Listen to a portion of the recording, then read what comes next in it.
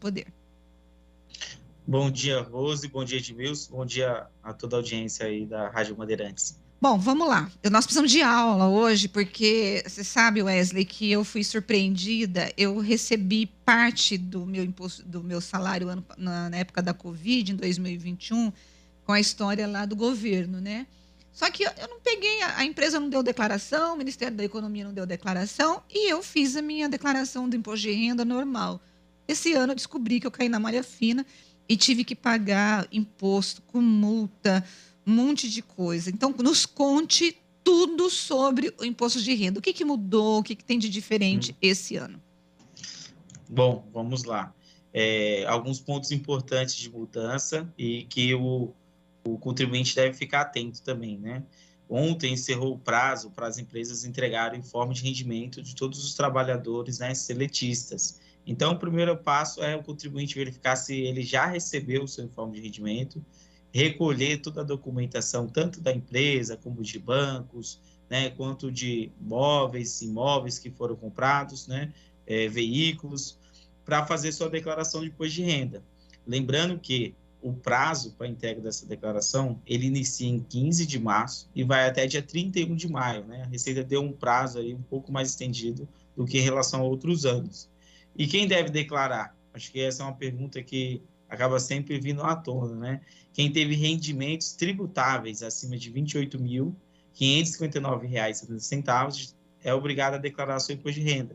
Quem também teve rendimentos isentos acima de 40 mil é obrigado a declarar imposto de renda, dentre outras obrigatoriedades, mas essas são as mais comuns, né?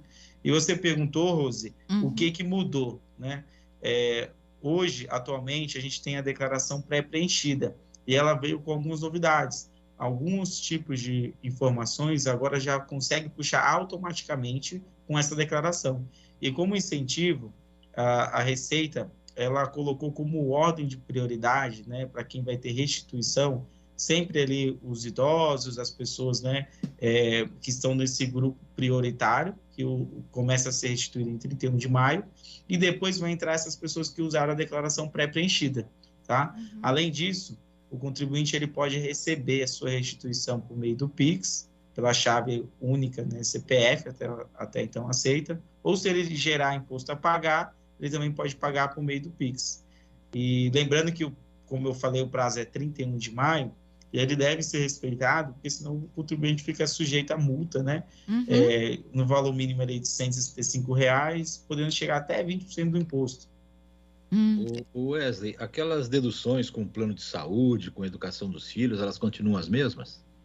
Continuam as mesmas. Lembrando que há duas formas de você entregar a sua declaração: pelo desconto simplificado, que é um cálculo global que a Receita faz e não considera as despesas dedutíveis, e a entrega normal, onde será abatido, né, da sua base de imposto de renda as despesas com plano de saúde, a despesa com auxílio, educação, os seus dependentes também, né, serão base de dedutibilidade da sua declaração de imposto de renda. E o próprio programa vai dizer para o contribuinte que estiver fazendo ali no computador qual que é a melhor fórmula dele se é o simplificado, se é o menos simplificado aí, né? Exatamente, Edmilson. O programa da Receita é bem intuitivo, então à medida que o contribuinte for preenchendo, né, as suas informações, ele já vai conseguir notar qual desse tipo de declaração é o mais vantajoso para você. Agora, deixa eu te perguntar uma coisa. O imposto de renda, nesse ano, colocou a obrigatoriedade de se declarar os investimentos feitos na Bolsa de Valores, né? Qual que é o limite para você poder declarar esse tipo de investimento? Bom, esse é um ponto que teve uma mudança, porque até o ano passado, quem teve qualquer tipo de operação na Bolsa já era obrigado a declarar imposto de renda, né? Era uma das regras de obrigatoriedade. Agora, o que mudou? A partir desse ano, quem teve ganhos acima de 40 mil, que fica obrigado a declarar imposto de renda. Então, o contribuinte ele deve avaliar todas essas regras. Eu tive rendimentos tributáveis acima de 28 mil? Se sim, devo declarar. Tive rendimentos isentos acima de 40 mil? Ou tive rendimentos com ganhos obtidos, né, na Bolsa de Valores acima de 40 mil? Esse é mais um requisito que deve ser levado em consideração para avaliar se é obrigado a entregar a declaração do imposto de renda desse ano. Agora, quando eu vou colocar os gastos que eu posso deduzir do imposto de renda, eu tenho despesas médicas, eu tenho filhos, né? E eu tenho educação. No caso da educação, existe uma idade desse estudante que eu pago a faculdade ou não? Não tem limites? Bom, o que a Receita aceita, né? Uhum. Quando é um dependente, o dependente ele pode ficar na sua declaração até os 21 anos ou até 24 anos, desde que ele esteja cursando o ensino superior. Então, se você paga a faculdade de um dependente até 24 anos, você consegue gerar uma dedutibilidade na sua declaração de imposto de renda. Uhum. Tá A, certo. a tabela continua a mesma, né? Pelo jeito, aquele aumento para 2 salários mínimos não vale ainda para esse ano, é isso?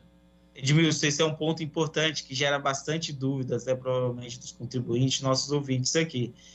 A tabela, o governo federal, ele sinalizou que vai fazer o aumento, né, da isenção para até 2 salários mínimos, mas isso começando a valer a partir de maio desse ano. Então, o efeito, ele vai ocorrer para o trabalhador assalariado que recebe seu salário de maio em junho desse ano, e quando for entregar a declaração de imposto de renda de 2023 no próximo exercício, em 2024.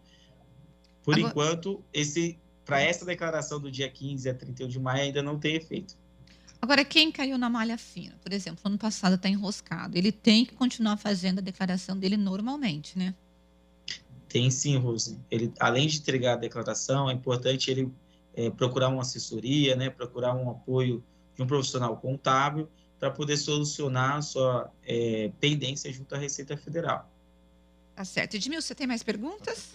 Olha, acho que não, viu? Porque já foi assim, as coisas não mudaram muito, né? A não ser essa coisa do Pix aí, que é uma novidade, né? A Uhum. coisa das ações que pega um público restrito aí, certo? E eu acho que o resto, né? Essa isenção que enganou muita gente, né?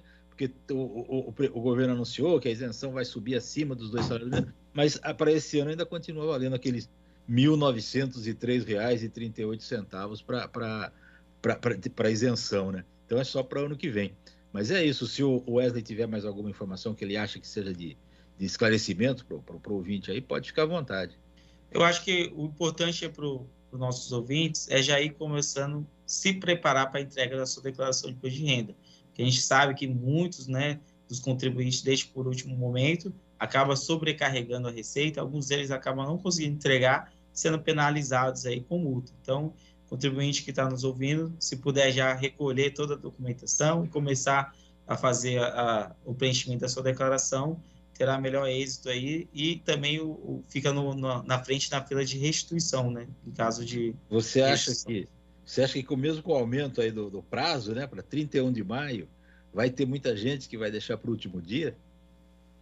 Espero que não, Edmilson, mas a gente sabe que já houve outros casos em que a Receita postergou o prazo e mesmo assim muitos dos contribuintes deixaram para os últimos dias.